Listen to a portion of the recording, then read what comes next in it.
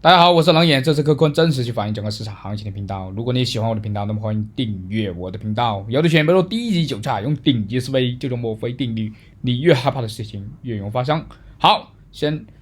回到一个盘面上来啊。那么昨天我们也说过了，在上个视频比特币打破了一个下降的一个楔形新的一个机会正在路上，有望去突破这个$50,000的一个高度。那么昨天我们也在视频当中去说到了以太坊的一个情况啊。以太坊是如期而至，去突破了我们的一个$3600的一个楔形$3600的一个楔形突破了这个楔形之后，就是达到了我们这个目标价格$3600啊。大家可以重回昨天的一个视频去看一下啊。那么大家如果在下方的一个点击这份下方就会有很多的一个链接说冷眼的一个下方有很多的一个评论，大家可以去看一下下方的一个内容啊。那么点击这里展开的话，这里是一个电报的一个会员群大家可以点击去咨询一下。那么这里的话会有一个 Bitget 的链接，它是一个大家免手续费的一个情况啊。那么这个币安的话是免手续费50%，大家用这个链接。火币的话也是啊。那么这是我的个人的一个微博大家也可以去关注一下。好。我们回到我们今天的一个盘面上来，今天我们要说的是比特币和以太坊的一些情况啊。那么昨天我们是精准的预测了这一波的一个上涨的一个情况啊。昨天我们录制的时候以太坊的比特币的话是在一个46000多美金的位置。那么今天我们录制的时候的话，比特币的现在的一个价格是一个48000美金的一个位置。那么接下来比特币会不会继续向上冲呢？那么我们来看一下现在这个行情思路到底发生了什么样的一个改变，以及在接下来后市我们会去怎么样的进行一个操作。那目前的话，比特币在战胜了这一波的一个4个小时级别的一个情况去战胜了一个47500美金之后是呈现一波的一个反弹的一个情况。那么4个小时级别我们可以看得出来，它目前的 MACD 的话就出现了一个就穿破零轴，逐渐是向上穿刺的情况。那么这个 MACD 穿刺零轴之后预示什么能量多头的能量就比较大多头的能量就比较大。所以说昨天我们说过回调是有一个做多一个机会。那么现在的话48000美金的话是否可以做多那么我们可以看得出来现在的话它是一直是延续着我们的一个上涨的一个思路一直是在这个路边进行的一个震荡的一个向上的一个情况一路的是走了这样的一个行情一路是走了这样的一个行情。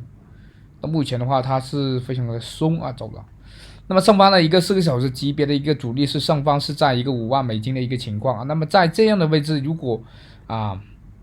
就是突破这样的一个位置，那么昨天是打破了这个楔形以后我是冷眼是看到了一个什么位置。昨天我们说过了，它这个位置打破这个楔形以后那么它这个位置突破了以后，它这个位置就有一个可以测量得出来它这个现在想要突破的一个位置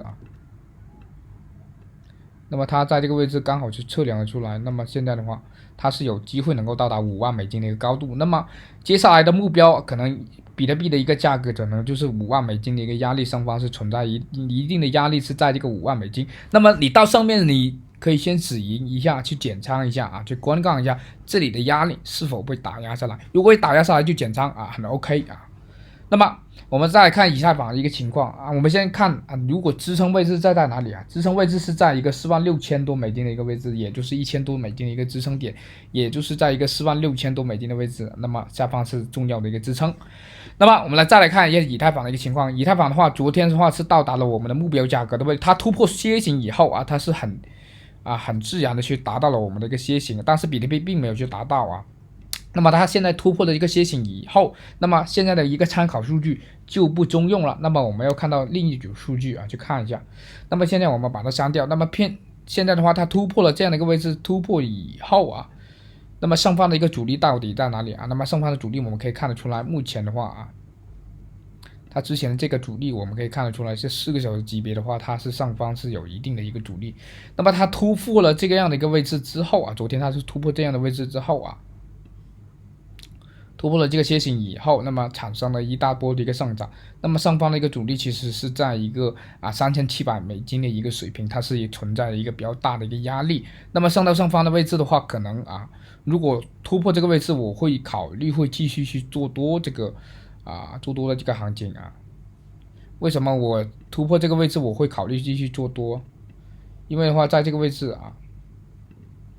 那么我们来看一下，它在这个位置它突破了以后啊，对我们的行情有什么影响啊？那么继续去接的这一块的一片的一个情况啊，那么把它延长啊，延长以后啊，如果它突破这样的位置，那么我们是不是在这个位置要比较强劲的一个突破啊？那么我可能会看得更高啊，看得更高的一个位置。如果突破这个$3750的位置，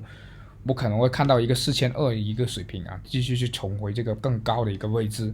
那么目前有没有机会去突破这个$4200呢？那短期之内的话，如果它突破这个站上这个$3750的话，那么预示的接下来后市的话，那么这个多头能量就还是比较强的。如果它继续去站上这个位置，在上方在这个位置进行震荡的话，那么它很有机会能够突破这个$4200的一个水平的。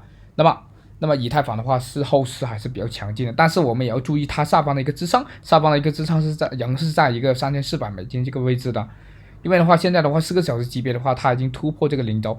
的话，突破零轴的话，预示有很强劲的力量在下方对不对？那么如果有继续的进行拉盘的一个动作的话，大概率会进行向上暴涨啊。那么暴涨10%的话，也就是上涨到$4000上方是有一定的阻力同时在它方进行一个减仓就很好了。那目前的话它首当其冲要突破这个$3700的一个位置，突破这个位置以后站稳了，在这边上方震荡的话，那么预示在后市几天的话，能有机会能够冲击一个$4000的一个高度。那么今天的话，如果有回踩的一个机会的话，仍旧是一个做多机会那么今天的内容先说到这里大家没点关注点关注，点了关注的话，请点击小铃铛，我每天发消息的时候，你也可以关注狼眼那么点击狼眼的话，这个视频点击关注狼眼，然后在下方评论留言你也看到下方有很多朋友在下方评论留言，也可以点击下方的一个会员群进行咨询怎么加入我的会员 VIP 社群。那么也可以点击这个交易所的链接注册以后，那么也可以免好多的手续费那么大家也可以下方你看，昨天他说的对，王辉他说牛逼果然如你所说，以太坊到达一个$3600，那么确实是到达了一个$3600。好了，我们今天内容先到这里，我们明天再见，拜拜。